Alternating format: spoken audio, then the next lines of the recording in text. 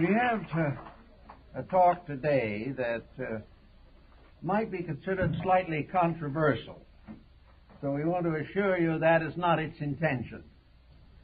About too many years ago, I was in the city of Jaipur in Rajputana, India, and visited the observatory of the Maharajas of Jaipur. The observatory is one of 6 ancient structures going back several hundred years. The one in Jaipur, approximately 200 years. It consisted of a whole group of stone, marble, and bronze instruments. There was no telescope, nothing to see the stars with, and the dominating instrument was a sundial 60 feet high of stone. This was not the little garden variety we are familiar with, but a tremendous instrument, and the surface of the inner sides where the shadows were thrown by the sun were all carefully marked and noted down to a fraction of a degree. A magnificent achievement in classical antique astronomy. And the astronomer, who had spent a little time in England and spoke very good English, was in a particularly gleeful mood. He was practically beside himself with sheer delight. With his stone instruments, he had discovered an error in the British Nautical Almanac. Now, this is one of those types of occurrences which should bring modesty to the moderns, but it never does. We are quite certain that the world we live in has been properly identified, defined, and examined by the body of modern science. Actually, however, this is not quite true, because we have overlooked something that the ancients knew long ago. We may want to deny it. We're not trying to prove to you that it's true, but has it long been held by the people with the stone instruments that the planet is not a thing, it is a being. The planet is alive. Now, this might be questioned by the physicists, and yet the physicist is here, and he has depended upon the planet for being here. All things that live in our planetary atmosphere have life, and as the source of them, the mysterious globe from which they all come, is that unalive? Can that which has no life sustain life, bring it forth, bring it to maturity? Can that which has no life within itself regulate the entire structure of the globe and everything that lives upon it? Does this same inanimate thing, can we hold it responsible, isolated as it is in space, as the source of all life for us, and yet have none itself? The ancients could not conceive of such a circumstance. They had to recognize the planet as a living being. The moment we have the planet as what the Kabbalists and Hermetists call the microcosm, then we also have the microcosm of the solar system. And we come to the realization gradually that the solar system is not something wandering about in space, subjected only to physical laws. All physical laws are subjected to something else, beyond the ordinary ken of the average person. There is a vast invisible, and yet from this invisible all things come. Therefore, it is not exactly proper to say that the invisible is nothing. It may not be a thing, but it is the source of all things. Therefore, out of that which apparently has no existence, modern intellectualism has tried to pour the vast accumulation of forms of life and laws of life and ways of life. The ancients had a different viewpoint on this, and I think sometime part of that viewpoint at least is going to be justified. We are going to realize that the planet is a living entity, that it is as a being, and as an entity it is surrounded by magnetic fields, and these magnetic fields help to sustain the life that is on the planet. And all things living upon the planet are subject to its laws. Only that which is not upon the planet, or not visible, or physically existing, can evade the inevitability of natural law. Well, to go a little further into this type of thinking, we find through the ancients that the planet had an aura. We begin to suspect from studies in Zen and Orientalism that the human body has an aura. And we gradually come to the realization that there is much of similarity between the human body and the planetary body. That both, in a sense, are sustained by the same life, both are subject to the same laws, and each has its entire destiny framed into the pattern of the house in which it lives. So we have now a human body with its magnetic field. We have a planet with its magnetic fields. Now, the human magnetic field can have no origin other than from the planet. It is not something separate. It is not a divided thing. It is a division of one greater thing. Therefore, we all are dependent upon the same energy field for survival. This energy field is in the magnetic field of the planet itself. It has its rules, it has its laws.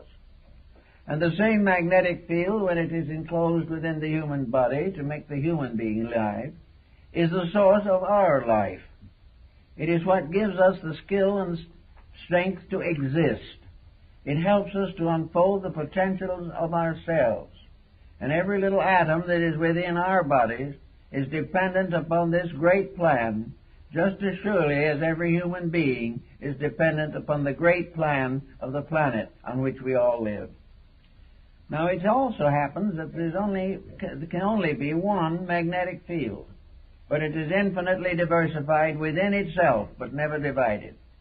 Every human magnetic field is part of the world field. Every magnetic action of the human being is part of a tremendous field of interaction in the planet.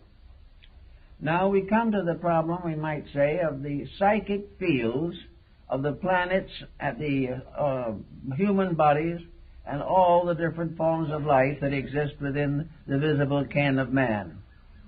We have a realization at last that the magnetic field of the planet is that which brings us our own personal magnetic field. That all human beings are dependent upon one magnetic power to complete the manifestation of their own lives. This magnetic power sustains emotion, it sustains action, and is the final source of generation. There is only this one life, and we all share it. And because we all share it, and because it is all one in substance, the action of every living thing modifies that field. Every individual's contribution to life is either to support or to tear down the magnetic field of his own body, which by transference becomes a disaster to the magnetic field of the earth.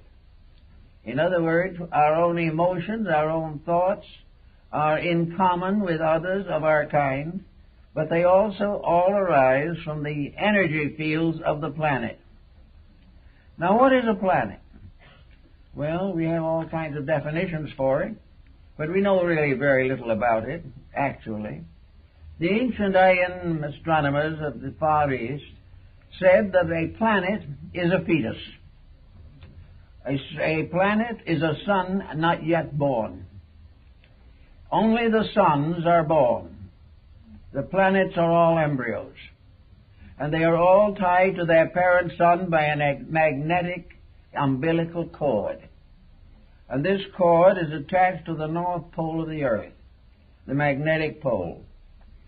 And the excretory system of the pole is the south pole.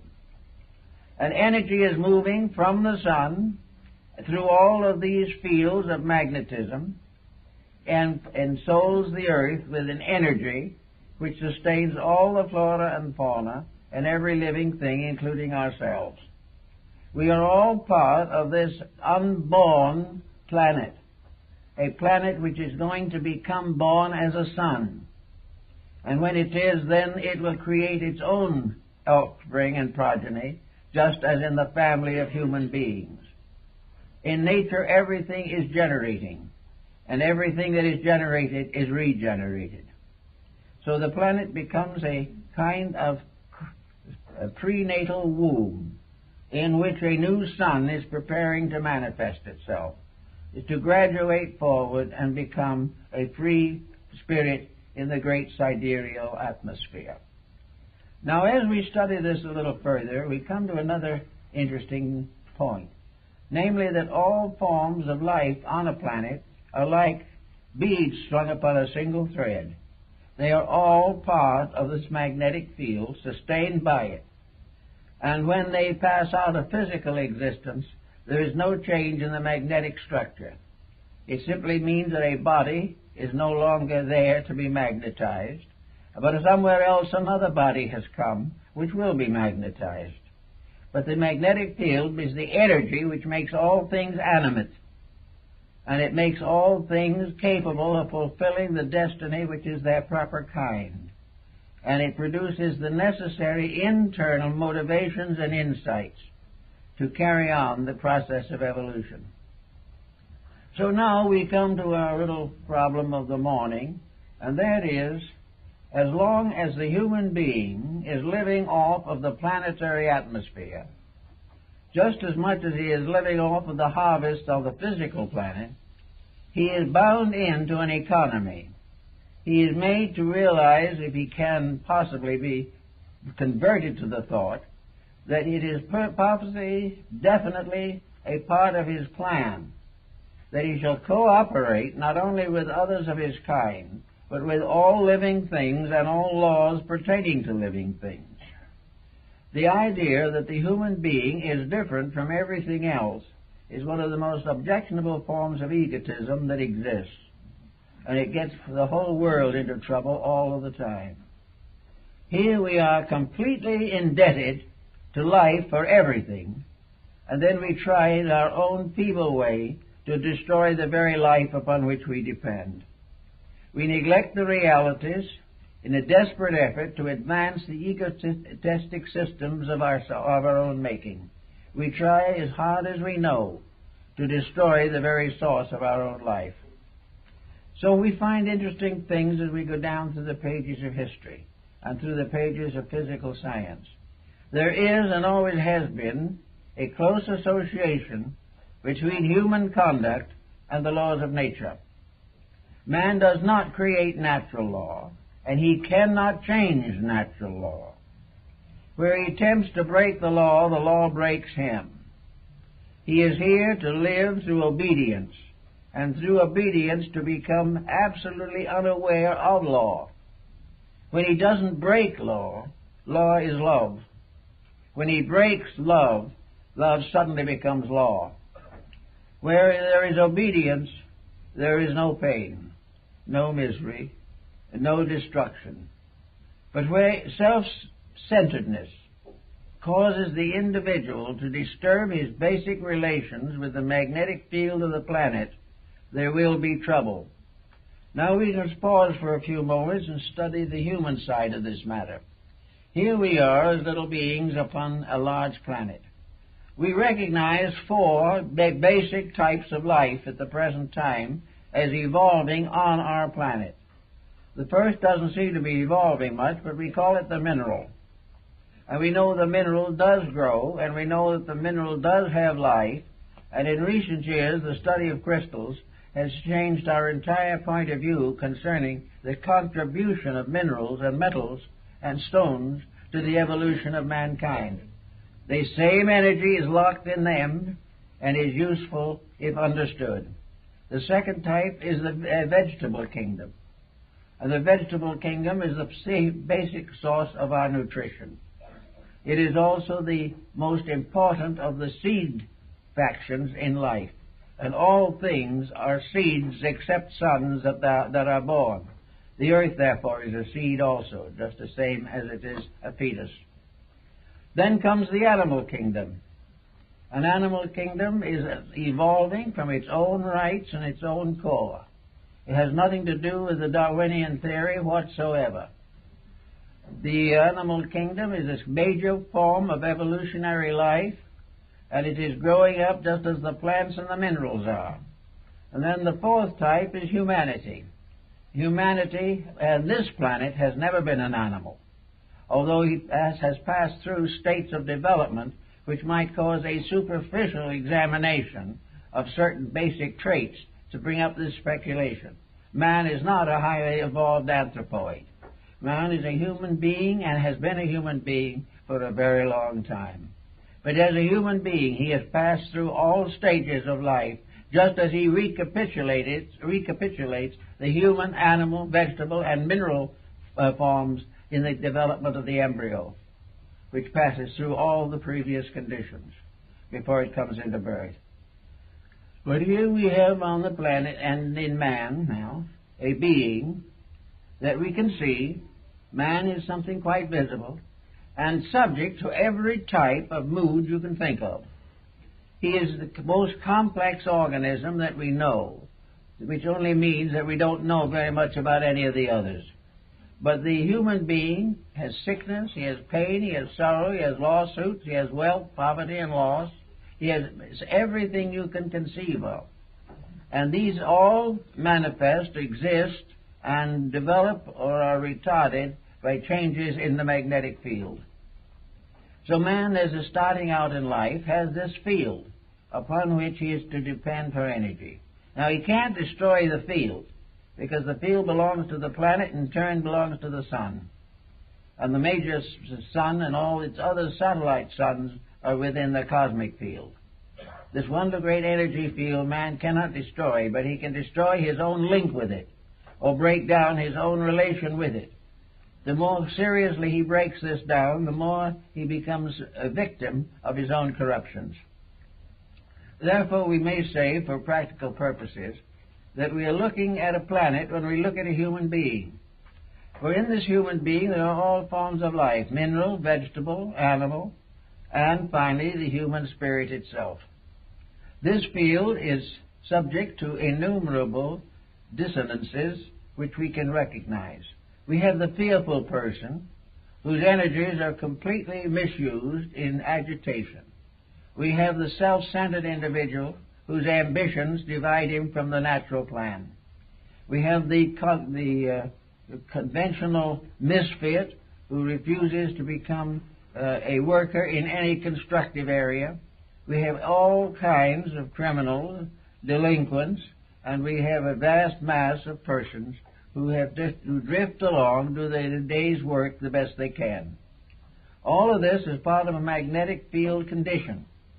And as we look at the individual, we see various things happening to him. We see that, for instance, at certain periods in life, he may develop an acne, which will disfigure his face and embarrass him. The world can have an acne also. The world can be rheumatic. It can be dyspeptic. It can do all the things that the human being can do. The planet can get into trouble just as much as we can, but the planet gets into trouble just as the human being gets into trouble because some creature is breaking or disturbing natural law. If we expect to be healthy, we've got to keep the rules right. If we expect the planet to be healthy and provide us with a living for untold generations, we have to treat the planet right. If we do not, we will be in serious trouble. Now, we are suffering at the moment from a bad case of smog. We've had a lot of smog around here. Why? Because of the intensification of industries, because we've had no thought or no consideration for common sense. With all the emphasis upon profit and fame and gain, we have allowed ourselves to create a condition that endangers the atmosphere of the planet.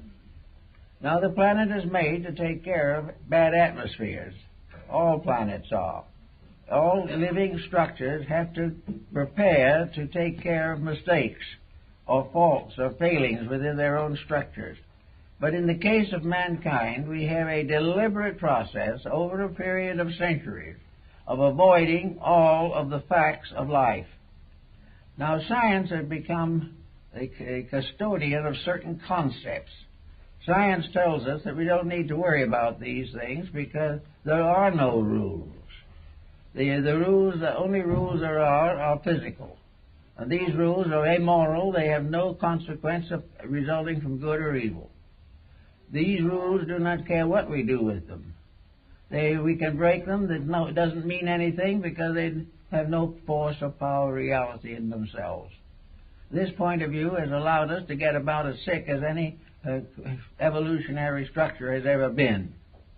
We are not aware of the fact that we are part of a world of moral value, and that the great magnetic fields and the various auric fields of energies are all keyed to a moral code. Every principal factor, every substance, every nature in the planet is either used or abused. If it is used, it strengthens. If it is abused, it weakens. And this is a very definite rule, regardless of what anybody thinks. Now, it may be possible to argue that a misuse does not constitute a moral error. In most cases, it does, however. The only possible explanation that is not clearly responsible is ignorance. Well, ignorance was all right when we had to be ignorant, but ignorance is not natural to us any longer. It takes a long kind of special training to become thoroughly ignorant now. We have to make a career out of it. We have to settle down and work on it, and one by one kill out all of our own common sense and all the things that make value to us in daily living. Because every one of nature's processes are keyed to morality. There is good and bad in all usage. And the good usage is the usage that nature respects, all which automatically supports, defends, and expands nature. Misuse is always a source of trouble. Now, we look back over the last several thousand years of history, and we find a long, terrible, terrifying account of misuse. Now, strangely enough, this misuse is not all due to ignorance. It is to a kind of ignorance, but it's the kind of ignorance we don't even want to talk about. It's the kind of ignorance which no one should really suffer from anymore. But it still dominates human life and dominates the various industrial and economic processes of humanity.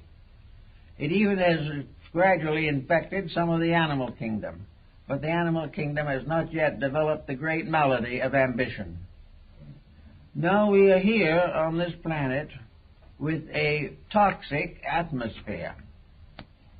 This toxic atmosphere is making many of our communities difficult to live in. Now, why do we have this toxic atmosphere? It is because we have focused all of our attention upon certain projects which in themselves are of no interest whatever to nature. The solar system doesn't care whether we build more electronic plants or not. If we build them and use them wisely, nature allows it to happen. If we build them and use them unwisely, they destroy themselves because they are at variance with the motion of infinite and inevitable reality. Therefore, everything that we do should be to find out how to do what will protect us from our own misuses. And this is where we have to come into the problem of nature. Every bit of energy that we misuse is derived from our energy pool. It is the energy of the earth, and it is the energy which the earth finally takes from the sun itself.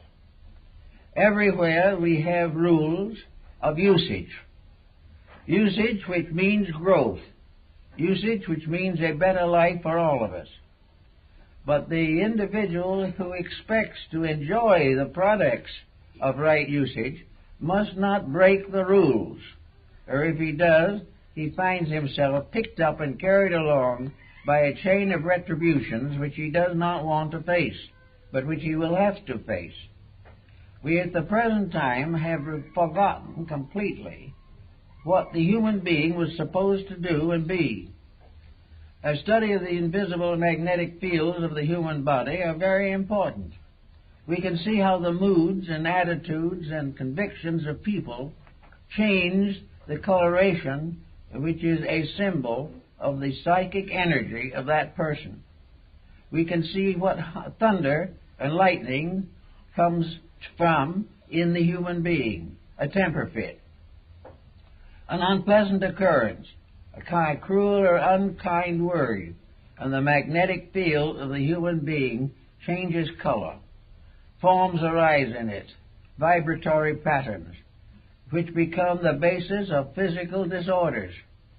The individual with the temper fit has already polluted his own atmosphere. He doesn't have to wait for the smog to do it. He does it himself. Every time he goes into some kind of a mood which is destructive and dangerous to the common good, he has created this mood himself, and it is turning about on him. And there's not a little atom, cell, or molecule in his constitution that is not going to suffer from his nasty disposition. Now, we can keep this studying, and we can find disease after disease that will arise inevitably through the corruption of the energy forces which maintain health. Yet we find it's more simple to try and pass over all this lightly. We don't realize, however, that it is also pouring into the planetary body. We've noticed lately, and there's been a considerable emphasis, and it was among ancient peoples also, namely the importance of the purifying of the atmosphere through religious conviction. Nearly all ancient people had rites and ceremonies for purification, for the purification of the body, of the mind, and purification of belief. Also, nearly all religion was aimed at one thing, making the powers that be, happy and contented.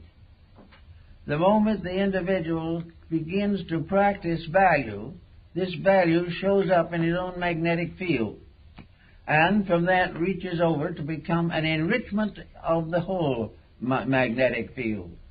Whenever the world produces a great teacher or a great leader or a great idealist, the whole of humanity benefits.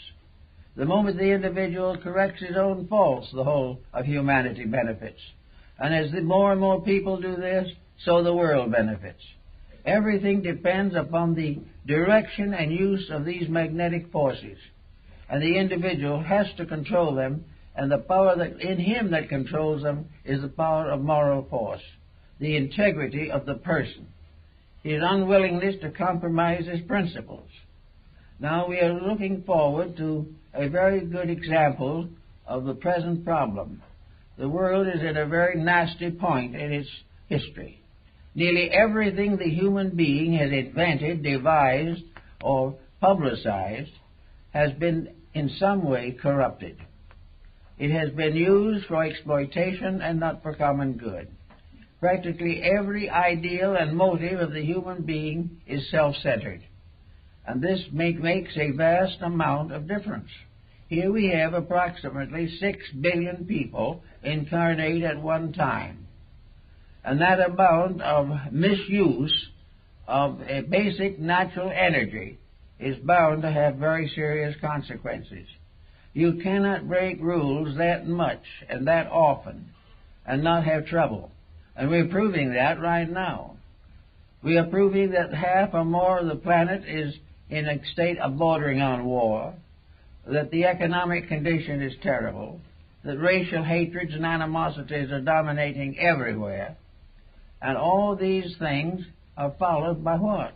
The worst weather we've ever known, of volcanic eruptions, tidal waves, cyclones, and all types of malaise, we'll say diseases, epidemics, and all this type of thing. These chain reactions are simply set up as centers of infection within the magnetic field of the earth itself. As a human creation today, we are practically enveloped in our own smog. We are infected with something we can't see, but it is the disintegration of our idealism, the failure of our hopes, the disappointments that we are facing, and the disillusionments that we have with leadership in every field. We have gradually created a very toxic atmosphere under which we must function.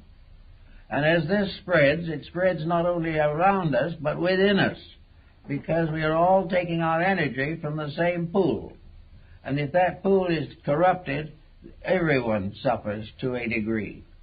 When we destroy the purity of drinking water, we all get sick. When we destroy the purity of the life energy upon which we live, and which is given to us as a means of survival, as we adulterate, pervert, and proselyte in these areas, we get sick. And we're going to get sicker still if we don't stop doing it. Now, this is not a matter basically of theology. It is just a matter of right and wrong. And right and wrong are far older than any theological system. It means that the individual has got to clear out a lot of toxin within himself.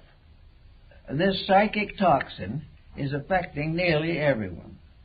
It is destroying the average person's sense of values. It is destroying the average person's integrities, or cutting them down. It's making all the natural and good things of life more difficult to find or work with, simply because we have gradually polluted not only our own bodies, but the air we breathe. We know this physically. No one ever questions it. We know we're in very bad condition. We know that we're in trouble with all the transportation practices. We are corrupting the Earth's atmosphere constantly. And as with all of our knowledge and all of our skills, we do nothing to correct these basic factors. Instead of passing laws against this or rules against that, we have got to sometime face the fact that energy, life, has to be used well and correctly, or it will turn and destroy the person who abuses it. Nearly everyone, more or less, abuses life. They abuse the powers that were given to them to help them to grow into wonderful people. Now, a lot of persons say they would be better if it was a better world. Well, as you can reverse this and say it'd be a better world if these people did things better. But the fact remains that we are faced with a very serious disturbance, namely the loss of the control of our own action. We are gradually changing the planet into a cesspool. This is obvious. Is there not some answer to this? Why are we continuing to develop more and more material to dump into the cesspool instead of finding some safer way of just disposing of it? We keep on making all the mistakes, but we do not work on the remedies with any great enthusiasm. The reason why we don't work with the problems more honorably is because to do so would interfere with profit, would interfere with the person's ability to be the richest man in the neighborhood. To make the necessary correction, we would have to be honest. And this is the one price the world in general does not want to pay. They want to have the better conditions, but not to pay for it. Now we hear the smog problem, and we know that it is largely a matter of disastrous attitudes within ourselves. Most people are worried, and legitimately so.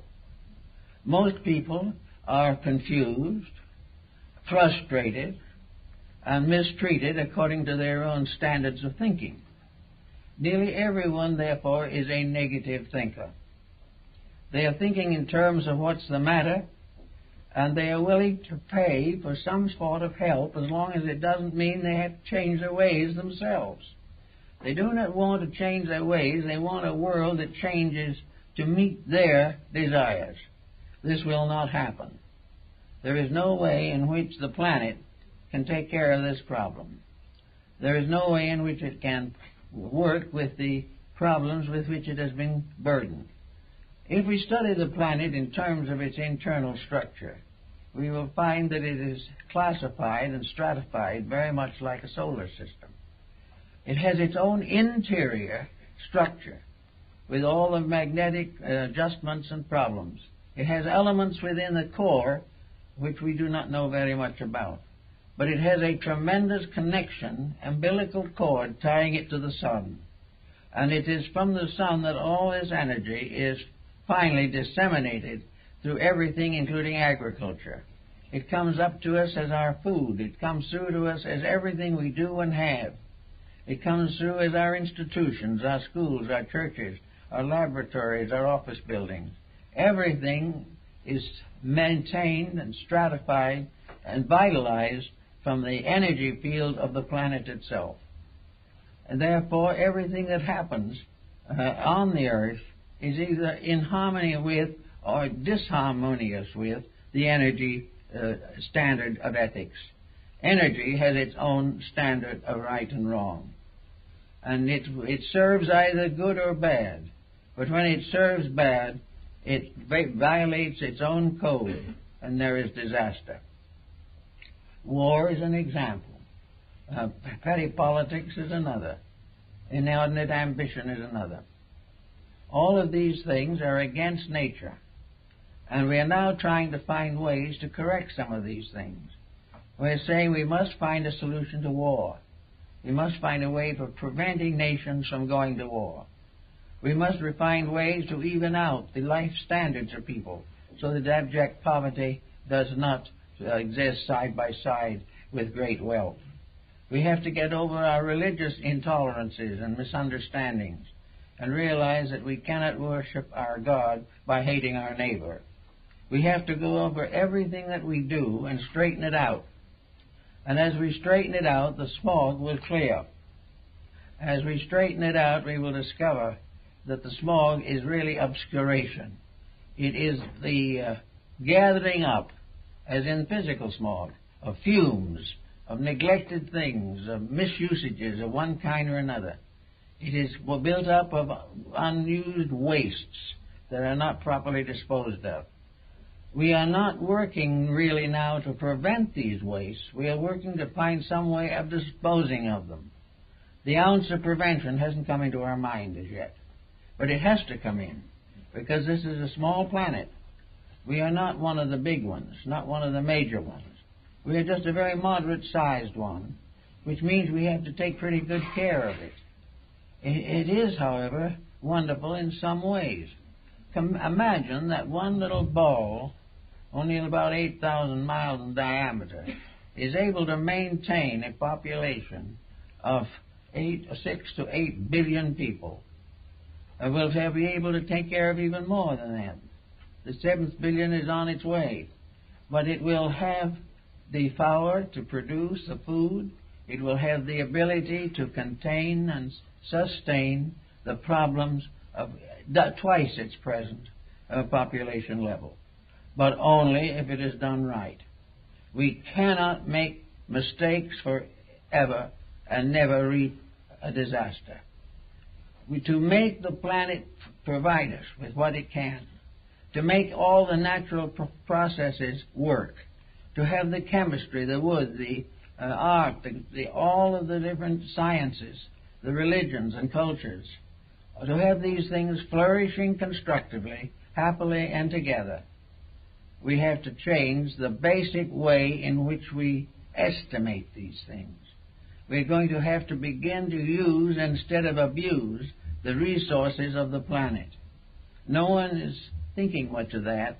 One of the days we think of it, we always say, well, maybe by that time we'll get a spaceship so we can go to a different planet and start over again. We're not really satisfied just to ruin one planet. We'd like to get a chance at the whole solar system. And even that would not take care of the ambitions of some people. But actually, we've got to solve it here. because when we solve it, we grow up and become people. The great mystery of humanity is very simple. We've got to learn to work together. We've got to learn to protect each other from each other. We've got to build the understanding and the strength of character and the means to sustain and preserve our survival until the work of the planet is completed. It has its own cycle, and we have our cycle. Our cycle demands that we have to outgrow the planet. And in order to outgrow the planet, we're going to have to do something much better than we've done up to the present time. Now let's take a little look at the body system here. Supposing we can estimate the fact that there are more cells in the human body than there are human beings on the earth. In fact, there are probably more than there are humans, animals, and plants together. And these all work together under certain laws of organization and integration. Yet one sour note by a person can sicken that whole structure. We tear down a body that should last us more than it does, barring accidents or circumstances beyond control. But we can sicken this body with all its inhabitants, and these little cells, theoretically at least, will not know why. They will not know why they are no longer nourished. They will not know why the energies of life are turned away from them. They will not know why a great disaster, a stroke perhaps, disables the entire body. They will have no understanding of how and why these things happen. But they do happen, and they do affect everyone. And it's exactly the same thing with the study of the human body. 9 times out of 10, the ailment that affects us physically will begin with some inharmony between ourselves and universal law. In some cases, we don't know what the inharmony is, so we have to take it. But there are things we can do every day to reduce the hazards that result from the natural or unreasonable abuse of natural materials. We can work daily a little more wisely, a little more intelligently.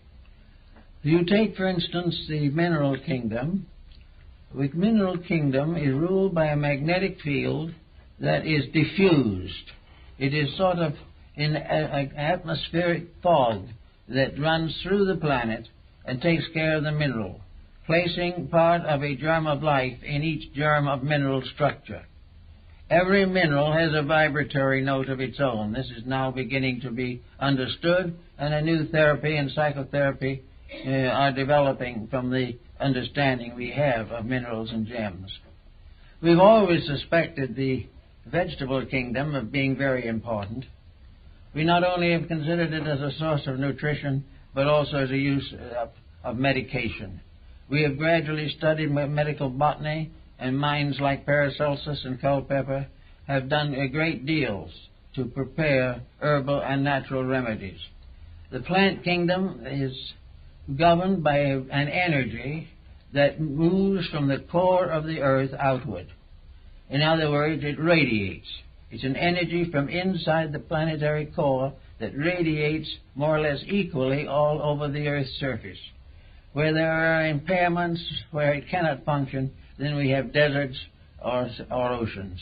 But even in the oceans, the plant life is still active. The motion of the plant energy is vertical, from within to the circumference. The animal energy circles, the energy field circles the earth, going around it, and passes therefore through the spine of the animal in a semi-horizontal position.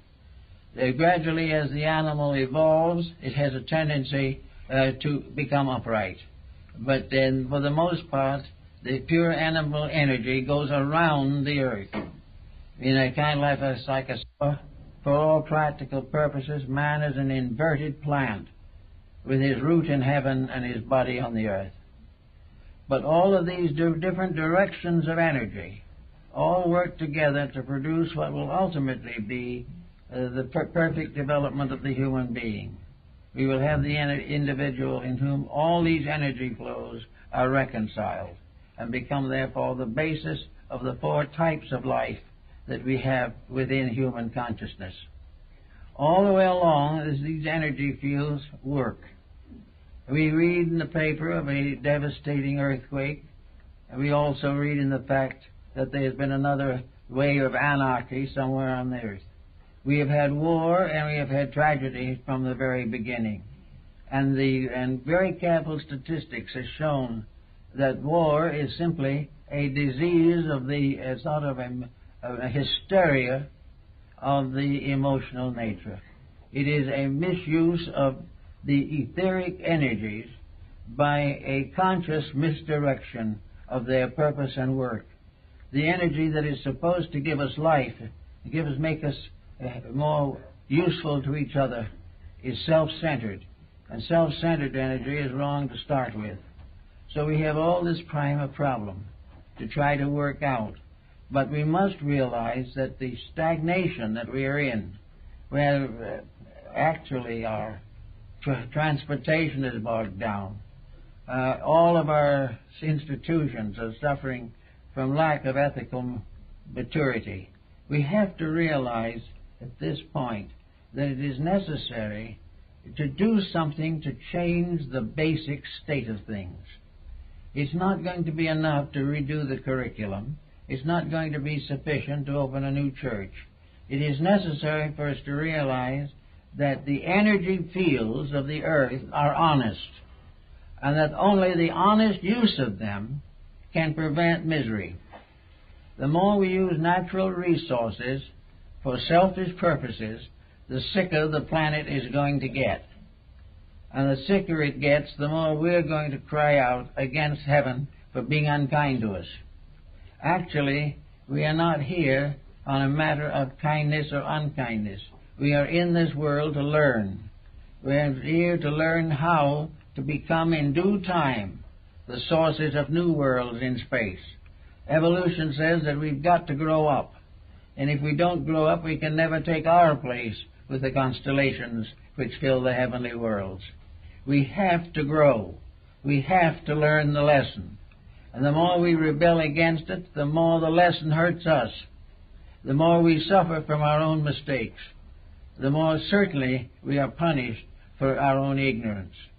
Now, there's no real reason why the 20th century, coming as it is coming gradually to an end, should try to hide behind the shield of ignorance. We are not that ignorant. We are really perverse for a reason and a purpose. We do not wish to become honest until something makes us choose this as the only possible way out. The problem we have to get rid of will be the self-interest, and the self-interest centered upon self-destruction. We seem to feel, and do feel, that what we want to do, we must do. But the time will come when we will also discover that these things that we feel that we must do, that are not right, we must not do, because they are destroying us. We're going to have to recognize that we either have to be good children or we're not going to be here. And nature has wiped out many civilizations before this one. The real purpose of all growth is to unfold and enlighten inner living, to become more and more suitable for the divine destiny for which we were intended. It's interesting to imagine the problem of a small planet where we have just one little ball floating in space, and all the responsibilities that we have, and all the great projects that we undertake, and all the great wars we insist on fighting, all on this little molehill in space. Something that is hardly possible to find with a middle-range telescope is the source of the entire existence that we know of. On this little ball, we are living and dying and having our being. We are building our empires. We are going through all the wonders of a small boy in a sandbox. We are going through all these things without the realization that we have nothing to start with. If we took the values that are on Earth at the present time and divided them evenly, between the population of the earth, we'd all come out with just a few dollars. We have nothing to understand this with. We do not recognize that we are wayfarers on a little ship on a great ocean. That there is no problem as to how great we can be. The question is, how can we make the journey on this ship a lovely journey? How can we spend our time growing and being friendly and being kind as we swing through space at thousands of miles a minute? All of the great empires, all of the great monopolies, all of the great combines that we fashion economically are ridiculous things. They're like children in a dollhouse. The facts of the matter will always remain that all these ambitions come to the same end, and yet we never seem to grow. Now, why is it that we keep on making the same mistake? Why do we take the energy that we were given to grow with to use it to destroy each other? Why should we miss the gorgeous opportunities that we have of enriching the inner life of the individual? Entities are brought into embodiment on a planet in order to grow. They're here in order to be better, to improve, to make new, unusual spiritual relationships. They're here to grow. They're here to find a garden and leave it a garden. They're not here to find a garden and leave it a desert. This little planet is so inconsequential that even if an individual could rule it, he wouldn't be ruling anything. He would only have a lot of trouble and be few of days. We can't. There's nothing to it, and we just can't realize that nature itself has said, "Thou shalt not be ambitious." Nature says this.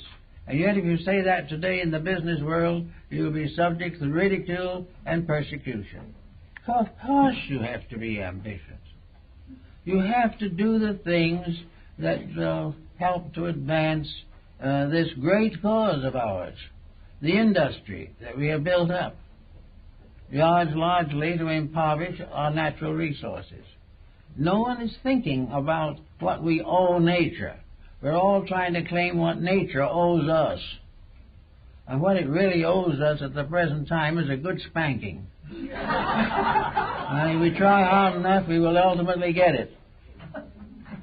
So here we have the smog of our discontent, the smog of our debilitated resources, the burning up of our timbers, the exhaustion of our coal, the blazing away with our petroleum resources, everything going to waste at full speed, probably on the assumption that it'll last long enough for us to get out and then let it all fall on our descendants. Our descendants, on the other hand, will probably have their own problems. They don't need ours. What we have to face now is education. We've got to clear the air. We've got to find clear air to breathe, which means we've got to have clear thoughts to think with, that we have to have honest emotions to feel with, and we have to have simple and honest labors to work with. All of the overtones, all the drama, all the great fortunes and so forth are futilities. They are nothing but a group of tiny little creatures believing they're big on a moderately small planet somewhere on the edge of infinity. There is nothing to it. And there's no reason we shouldn't be happy, because the happiness is just as big on a small planet. We are perfectly capable of a very harmonious, useful, pleasant way of life. Nature has intended it to be that way. But when a few individuals get grandiose complexes about things, then everything gets into trouble. So we're now gathering up a kind of Malaysia that we never had before. We're going to psychiatrists to find out what's the matter with us. We're discouraged, we're tired, we're worn out, we're disillusioned. We fear the future, we don't trust our representatives, we don't trust ourselves. and we know that our neighbors are out for what we have. So we have absolutely a life that is nothing but a mass of negative, subjective anxieties, which we can call psychic smog. It's that we are not able to live in a daily happiness consistent with good health and the pleasantries of daily existence. We have created for ourselves a worry that takes up in the morning and stays with us till we go to sleep, and because we can't sleep, we have to take sleeping pills. All of these things over something that has no substance, no reality. Nature did not intend us to compete. Nature does not demand competition. The idea that it does so demand is purely an interpretation by the individual of phenomena that he does not understand. We are all here to be one more or less contented group, living within the means of our creation. The planet is not going to get any bigger. The problems are not going to get any smaller unless we make them smaller. And when we can really go to bed and have a night's sleep without fear and without worry, and wake up with a clear head to do the things we really want to do, the smog will begin to clear. It is absolutely impossible to go on with the excesses that are now bothering us. Transportation has become so difficult in many parts of the world that it is practically not possible to get anywhere anymore. A man in the Ukraine, not long ago, is said to have wanted to get a new tire for his car. So to get it, he had to go to a town about 60 miles away. So he told the station master to give him a ticket to this town. And the station master handed him a ticket for 30 miles. Well, he said, "I'd 60 miles to get to that town to get my tire." The station master said, "Yes, but the line is already 30 miles long and you have to get at the end of it." And that is not as much of an exaggeration as it sounds. Everything we are doing is simply blocked. In a few years, at the present rate of time, we will not be able to drive a car. We are in the same way in our entertainment field. It is ceasing to entertain. There's barely time enough on the air now between advertisements for a few flashes of some kind of a picture. We are completely bogged down. And the only way we can get out of it, first of all, is personally. We get out of it personally by simply not cooperating in any case where we can get away from cooperating. We can not do many of the things that cause this problem. We can be more articulate in demanding what we want.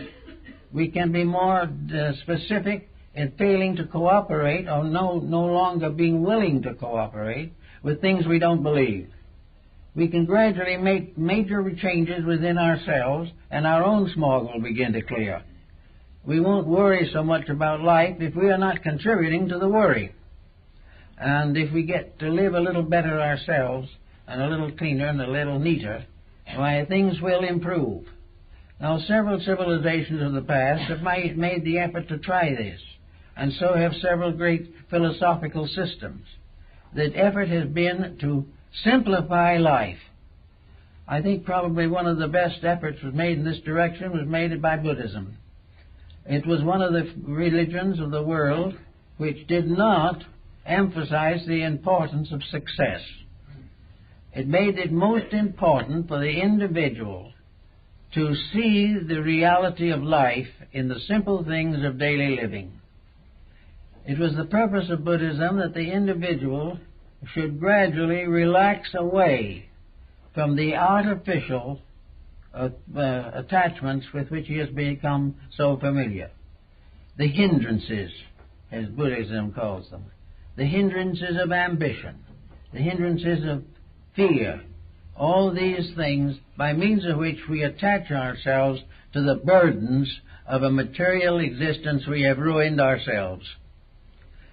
There are other faiths and other beliefs that we can use also, but the main purpose is to simplify our own personal beliefs and our own way of life, so that we do not contribute to these difficult problems that have made such a mess out of our world history for so long.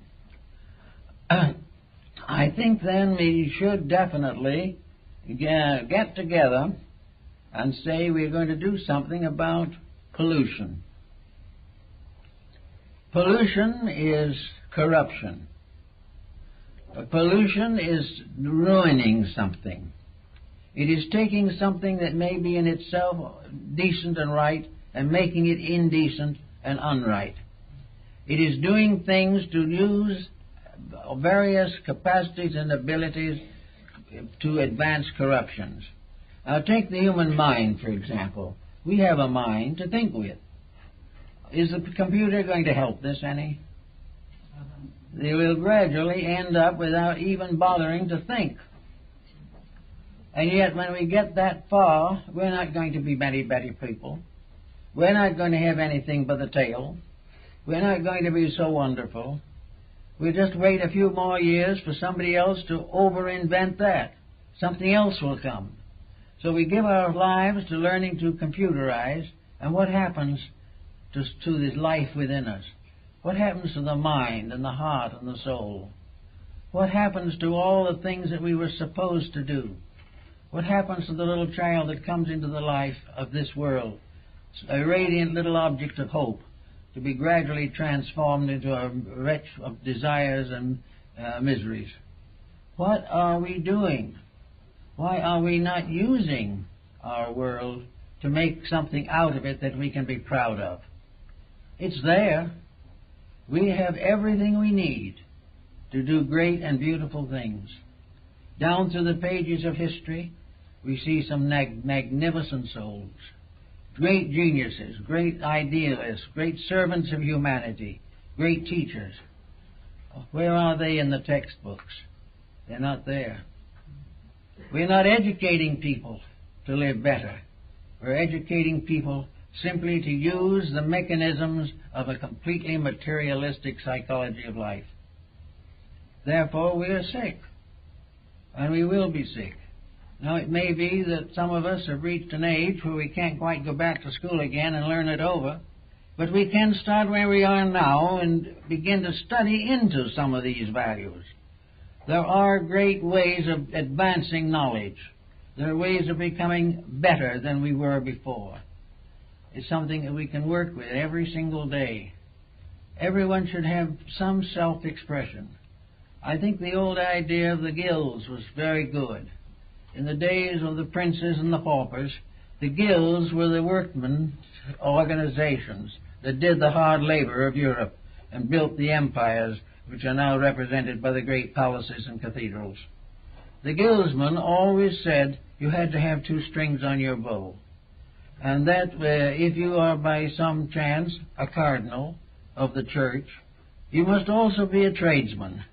So, if you like to, you can be a cardinal, and you can also be a horseshoer.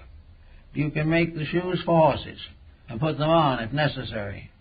Or you can become a great scientist of that time, physicist or something of that kind, and as your sideline, you are a baker, making hot cross rolls for the customers. You are supposed to do two things, because you must have variety in life. And the individual with his nose tied into one thing is a danger to himself and everybody else. We have to have variety, and our present way of life penalizes variety. It tells us we must stay with the one job until we are too old to do it. If by chance we get so rich we don't have to do it, we still haven't learned the second trade and have nothing to do but waste what we do have. There are rules that can be taken out. There's some wonderful rules out of the past for teaching people to think now and to think straight and to get rid of all these pressures and miseries that are afflicting so many of them. We are all under the ban of this pressure. So we watch. We are watching the weather right now. We have told how unseasonal it is, how the crops of the Middle West are being devastated by drought. And on the other side of the world, bombings, explosions, fighting, everywhere arguing and struggling, and everywhere a deep psychic disharmony. We call it smog if we can. A great fear, A great anxiety is resting upon the face of mankind. We are fearing the worst, not because some angry deity is going to do it to us, but because we haven't sense enough not to hurt each other. The time has come when these things have to be changed, because if this smog continues in our own soul, we will find the atmosphere of the earth may be so polluted that humanity can no longer function here. Because fear and anxiety are a form of pollution. They will destroy the life of a human being if they give into it too deeply. And they can destroy the life of a planet. This planet is really a lovely thing. It is a gorgeous little bubble floating in space. One of the most magnificent mysteries that we ever attempted to solve, and we're probably not going to solve it right away. But it is a solvable mystery, and we are always adventuring into the wonders of this world. Here's a chance to grow in harmony with nature. Why not grow with it instead of against it? Why not bring to the study of life a living interest? Why change it all into a laboratory experience? Why be so constantly concerned with cells and atoms and so forth, and forget the wonders of a world of realities about which we know literally nothing? All that world that is behind the veil of ideals is unknown to most people. We live only in the commonplace, and yet the commonplace is only the shell of a magnificent mystery. It's time now to begin to think about some of these things, to get our minds above the smog level. They say if you get up 6,000 to 7,000 feet, you can get away from the worst smog. If we can get our minds up 6 to 7 inches, we might become happier and more healthy people. We've got to get above the problem. And to get above the problem, we've got to live above it and think above it. We cannot brush the smog away with a machine. We have to change our way of life until we are harmless.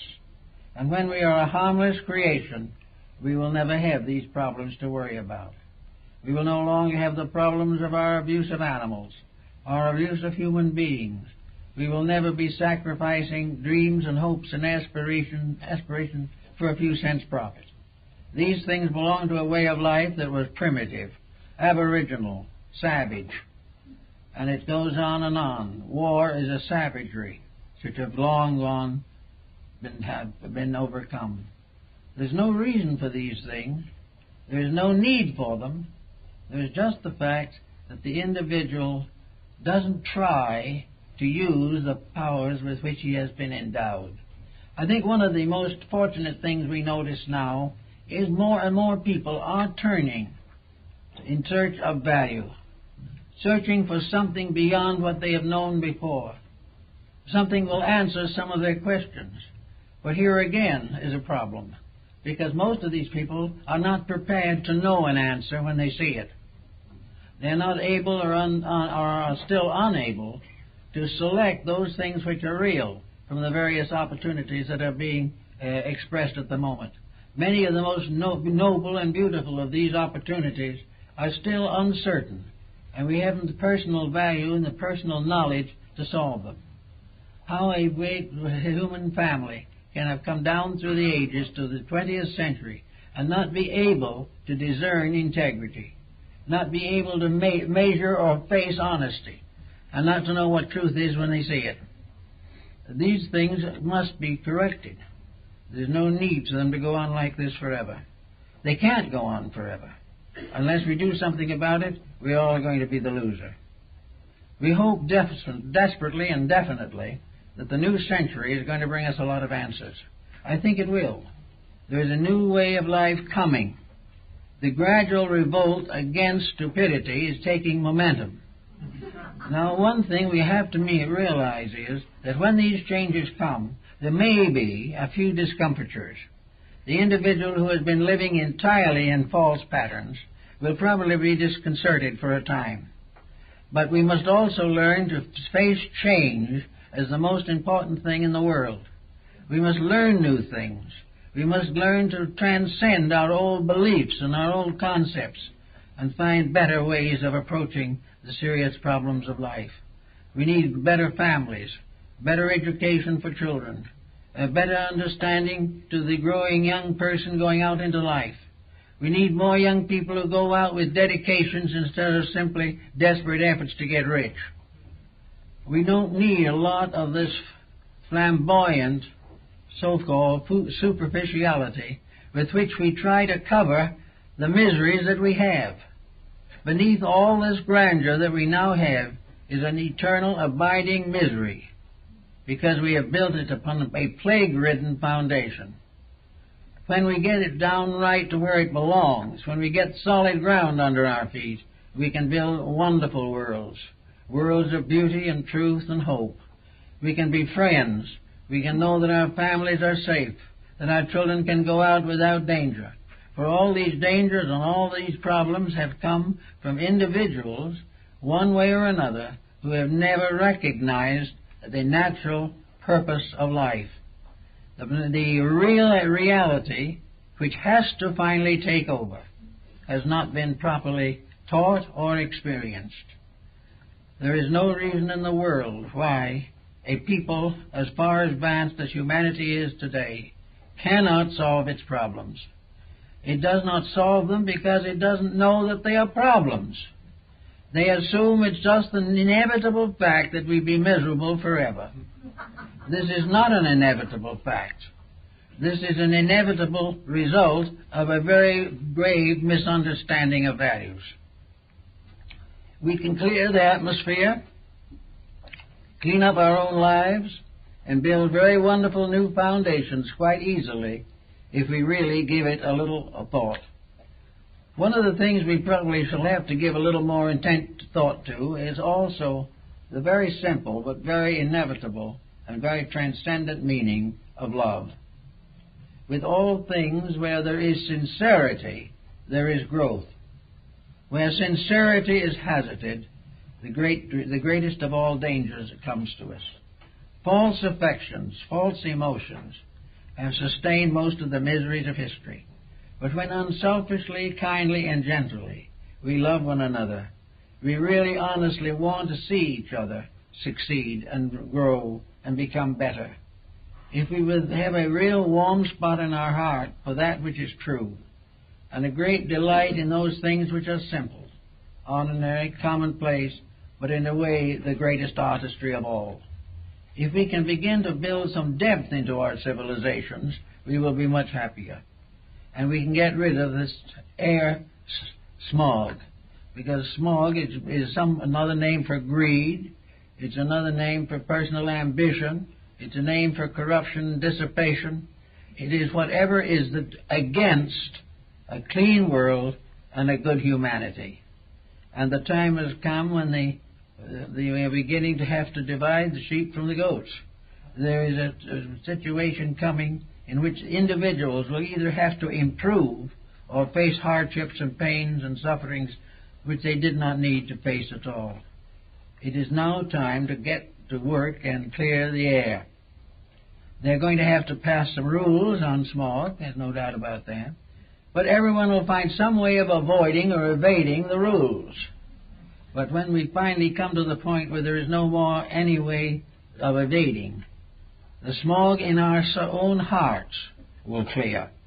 The uncertainties which we have allowed to accumulate will gradually fade away. And the antagonisms we have built on the basis of ambitions and competition will have no longer any meaning.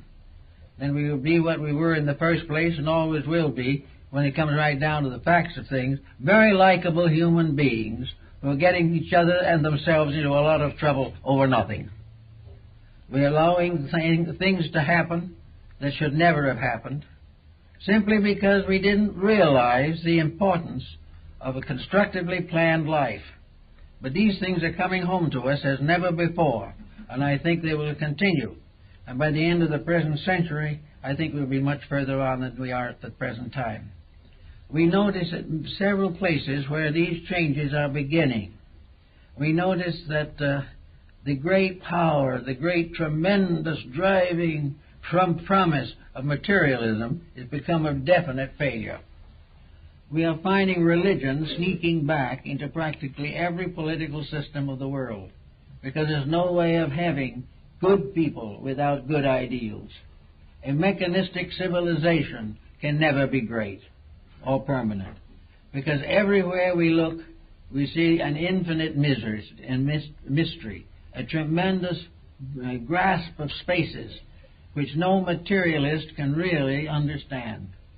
We have tried materialism as a means of solving the mysteries of superstition, and we've resulted with a materialistic superstition that is the most dangerous of all. We need religion, we need truth, and we need love, and we need friendship, and we need kindness. And with these the air clears. With these also we have economy of living. We will no longer be in a position where we are constantly jealous of somebody else's possessions. All these things are not worthy of human beings, but we have tolerated them too long. And for that matter, here is this little ball going through the air at a tremendous rate of speed. A little world of itself. We hope it will last a while yet, probably will. But here we are out here sort of half shipwrecked, and for a few years we live here, and we make all this mess out of it. Why not just simply face it as it is, a pleasant trip with a good deal of friendship, a little hard work, a great deal of hope, and a love of study and improvement, and a simple acceptance that it is all part of a divine plan. And when we realize that, we can settle down and be human beings again, instead of all these transcendent giants which are nothing but midgets in disguise. When we get this thought a little bit better fixed, I think the smog will clear, not only on the outside, but the inside. Get rid of it in ourselves, and you'll find the air on the outside will get much more worthwhile to breathe. And we won't all have to go around studying and stammering with headaches and heartaches as we have been in recent years. So when it comes to smog, let the clearing of smog begin with us. And if we do that, we'll all get along better. Yep, that's it.